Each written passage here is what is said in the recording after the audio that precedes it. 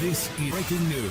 Billie Eilish won Barbie's Soul Oscar, another indication of the soundtrack's genius. In early August 2023, 3 of the top 5 songs on Australia's ARIA charts were from Barbie The Album, the soundtrack to Greta Gerwig's film Barbie. Billie Eilish's What Was I Made For sat in the top spot. Nicki Minaj, Ice Spice, and Aqua's Barbie Girl was in third, while Dua Lipa's Dance, The Night spent its 10th week in that chart at number 4. We weren't alone in our all-out adoration of this soundtrack. These 3 songs exerted a similar dominance overseas, smashing records for the number of soundtrack songs at the pointy end of the charts in the UK. It was yet one more example of Barbie's global pop culture dominance in 2023. There have been plenty of great soundtracks in recent history, some of them perhaps even better than Barbie the Album, but few of them have had the same impact. Unlike Kendrick Lamar's Black Panther, Prince's Purple Rain, or Beyoncé's The Lion King, this isn't the brilliant brainchild of a singular artist. It's also not like Guardians of the Galaxy, Forrest Gump, or The Big Chill, soundtracks that loom large, but are really just collections of classic rock and pop hits. Barbie the Album is a good old-fashioned superstar showcase, a way for mega-label Atlantic Records to flex its roster and offer their biggest artists a ticket on the Barbie train, where they will hopefully absorb some of its immense hype by osmosis. This also meant the soundtrack had the benefit of these fan bases' combined heft. Given the intense following most of these artists enjoy individually, joining them together all but ensures big hype regardless of the product. While it's easy to be cynical about the boardroom decisions and executive power lunches that no doubt brought Barbie the Album to life, the product itself sparkles as brightly as the film itself. It's a pop record with character, an album that makes sense outside of the context of the film, but which is packed with enough references to what happens on screen to delight true Barbie stans. Barbie's awards season dominance. While everyone was lamenting Barbie's apparent snubbing at the Academy Awards, it was cleaning up at this year's Grammys. Eilish and her brother Finneas O'Connell won the prestigious Song of the Year award for the album's clear high point and, ironically, most depressing moment, What Was I Made For? Eilish's tender ballad is one of the only moments on Barbie, the album, that doesn't leave the taste of glitter in your mouth. Her hushed vocal and gentle piano, so restrained that you have no choice but to pay attention if you want to hear the song, let alone absorb its beauty. That song also won Best Song Written for Visual Media, where it was up against 3 other Barbie songs. In fact, the only non-Barbie song nominated was Rihanna's Lift Me Up from Black Panther, Wakanda Forever. Barbie the Album also took away the award for Best Compilation Soundtrack for Visual Media, and it was only thanks to its soundtrack that Barbie made the score sheet on Oscars night, as What Was I Made For won Best Original Song. Eilish and O'Connell delivered one of the most poignant and perfect moments of the ceremony, delivering a tasteful version of their song that showed off the elegance of both the song and its performers. Less elegant, but just as memorable, was Ryan Gosling's performance of his contribution to the soundtrack, the very silly power ballad, I'm Just Ken. In direct contrast to Eilish's performance, it was a hammy, lavish moment featuring an army of dancers, a pink grand piano, and even Guns N' Roses' Shred Lord Slash on guitar. On the soundtrack, Gosling's song is a brief moment where the levity turns to absurdity. It's a moment of unabashed novelty that isn't the album's finest musical moment, but certainly its most attention-grabbing. Besides the previous points about this supercharged guest list of modern pop icons with massive fan bases, what arguably helps Barbie, the album, more than anything is the state of pop music today. The lines between the underground and the mainstream have never been as clear-cut as some music snobs might think, but they have also blurred further in recent years as so-called poptimism. The belief that pop music is as authentic and important as rock music becomes more popular. Indie heads wouldn't have been caught dead listening to Britney Spears in 1999. These days, most of the artists on Barbie, the album, enjoy support from both your typical casual pop music fans and more discerning, deeply invested music fans. This was reflected in another chart, the Triple J Hottest 100 of 2023, where Eilish's song ranked at number 7, Dua Lipa made it to number 28, and Nicki Minaj and Ice Spice took 66th spot. Barbie's coolness transcends